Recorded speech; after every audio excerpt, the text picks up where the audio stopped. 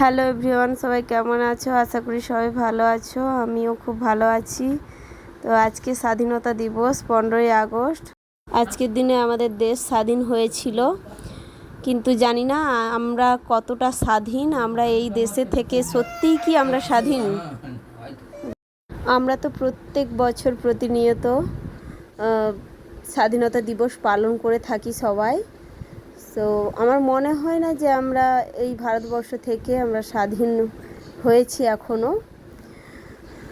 তবু চলো সবাইকে আরেকবার জানাই আমাদের তরফ থেকে স্বাধীনতা দিবসের অনেক অনেক শুভেচ্ছা ও অনেক অনেক অভিনন্দন। তো চলো বন্ধুরা, সবাই আমরা একে অপরের সঙ্গে হাত মিলিয়ে একে অপরের সাহায্য করি এবং আমরা পরিপূরকভাবে স্বাধীন ভারতবর্ষ গড়ে তুলি।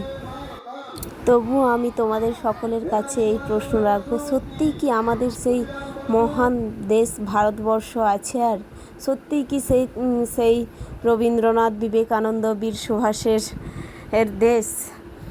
আমার তো মনে হয় না।